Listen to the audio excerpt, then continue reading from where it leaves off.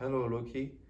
I have purchased a 3,000 hectares farm in the southern tables of New South Wales, near Gundagai. Dog on a tucker box! Holy fuck, it's a dog on a tucker box!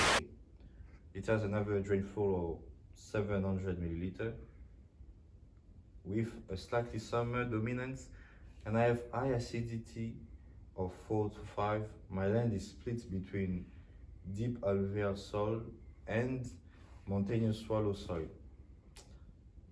My soil is poor to invasive perennial grass weeds, and I often have very cold winters.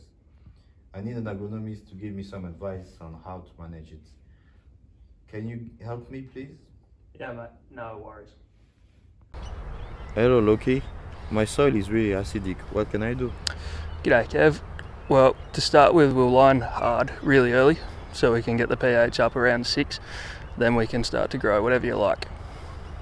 I also have a problem with perennial grass weeds. What action do you suggest? We'll goat the shit out of it so that we can clean them up. They'll eat everything and you can make $1 out of them. So, what type of pasture should I target once it's clean? We'll start with something like a 12 variety pasture mix so that you've got lots of grasses and legumes that are summer and winter active. You'll have feed all year round. The animals will love the diversity. I recommend cocksfoot and sarradella in the summer, and in the winter you can grow subclover and oats, and that will cover the winter feed gap. How about fertilizer when the pasture is free of weeds? My gut feel is some MAP. It's a good general fertilizer with nitrogen, phosphorus and sulphur, and maybe some trace like zinc.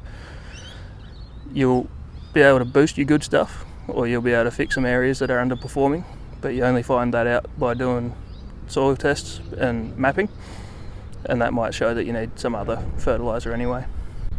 Cool. How sustainable are these practices for the future of my farm? The benefits of this new system are the nitrogen fixation and the nutrient cycling from the legumes. You also get better fertility and conservation because you have better ground cover and you have structural improvement from the legumes as well, and nutrition all around from the fertilizer and whatever you're doing. The pest control of weeds by the goats is going to be better for the soil as well, and you'll use some beneficial insects and biological control for the insect pests. What will my pasture management will look like in the future when I have shifted my focus to the sheep? I'd keep some goats and you can run them on your lesser ground and they'll be easy management just in case you have a weed problem come back, and you can keep a bit of business diversity that way. You can also keep working with your researcher to work out the best pasture mix for the sheep once you transition to them on the better soil with higher pH. Thank you. No worries, mate. I'm Lachlan from Nutrient and I approve this message. Hello, Marcus. I'm interested in running some sheep on the property. My agronomist referred me to you. Can you give me some help, please? Sounds good. See you soon. Hey Kev, I contacted your agronomist the other day and he said you're planning on running cashmere goats to knock down perennial grass weeds on your farm. These goats should fit in really well to the hilly areas of your farm, providing supplementary income for specialty milk, cheese and fibre products which would diversify your income. Yes, good idea.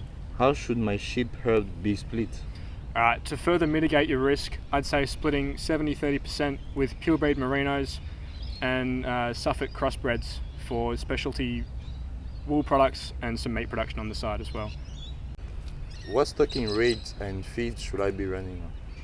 So the high rainfall of southern tablelands provides strong year-round pasture growth. With a strong variety of pastures recommended by the agronomist, you should be able to get 12 to 15 DSE per hectare.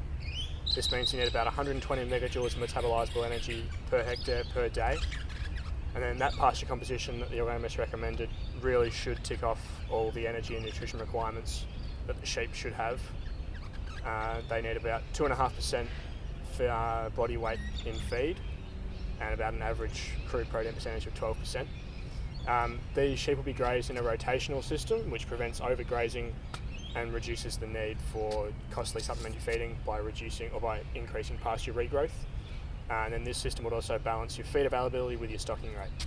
you might need to add some supplementary feeding to boost your feed intake and protein intake at the time of lactation, or through possible feed gaps in cold winters that you experience. What are the main threats to my system? So one of the threats you'll have is worm and parasite growth. Having your rotational grazing system mitigates this a little bit, but make sure you're regularly checking parasites to make sure they haven't developed a drench resistance. But the main problem you'll have is the cold winter you've got, and the way we're going to avoid lamb mortality is through the timing of our system. So we're going to make sure that you're lambing in March to make sure that you've got peak pasture availability for lactating ewes, and you're not exposing your lambs to harsh cold winters. That means that weaning will take place in early June, so everything's can get through the winter perfectly well. To maximise productivity, you're going to have 2 shearing times. You're going to do that in September and in April, and that means that you're never going to have sheep exposed to the cold without a coat of wool. This system ensures maximised productivity while reducing mortality rates. Make sure you're carefully monitoring body condition, breeding and nutrition, and parasites to ensure the flock remains productive and profitable. Hello Cody, I'm interested in improving the quality of my sheep farm pasture, and your work in this area seems impressive. Can we catch up please? Yep, no worries, mate. Mr. Monongo, how you going? Hi Cody, how are you? Yeah, I'm good, thanks, mate. Take a seat. So, Kevin, I hear you got some issues and concerns. Yes, I have some issue with the soil acidity. The pH is 4.0 to 5.0. How can you help me increase it? So, the best way to raise pH in acidic soils is to apply lime. So, to get from that 4 to 5 range to that 7, you're going to need to be putting on about 7 tonnes a hectare of lime. Damn, I can't afford it. No, so it's not a very economically viable option. So I'd be recommending putting on smaller amounts over several years. And probably the best way to do that is to do soil testing, and from that soil test data, be making variable rate maps to then use and maximise the efficiency of your application. So lime is the only solution? Not quite. So in addition to lime spreading, you could be testing inputs like organic matter, so manure, compost, or biochar. In addition, common in acid soils is a molybdenum deficiency. So you could be applying fertilisers with that as an active ingredient to create a more fertile seed bed and ensure that your pastures don't contain that deficiency. What other management practices should I be doing on my farm? Good question, Kevin. You should be proactive, not reactive. You can be doing your own field trials to test pasture mixtures, grazing strategies, and soil amendments. These trial plots will allow us to measure which systems perform best before scaling them across the farm. How will I know if I'm reaching the performance target? So, monitoring your performance targets should be including soil testing, pasture composition and ground cover estimates, and animal performance such as live weight gains and condition scoring. These measures can provide valuable insights for your farm's productivity and your long-term sustainability. They are measurable and for you to base your success on. So, what pasture species will it be the most applicable in my farm? Good question. So, these are some acid-tolerant pasture species here. So we've got cocksfoot, tall fescue, subclover, perennial ryegrass, and sardella. However, before implementing any of these into your situation, I'd be consulting your local agronomist first, as they have the knowledge of your area in terms of soil composition, etc. That's a lot to think about. It is. So I reckon the best pathway forward for you would be to match your pasture species with your grazing practices, and apply that line that we talked about strategically to address your soil acidity problem.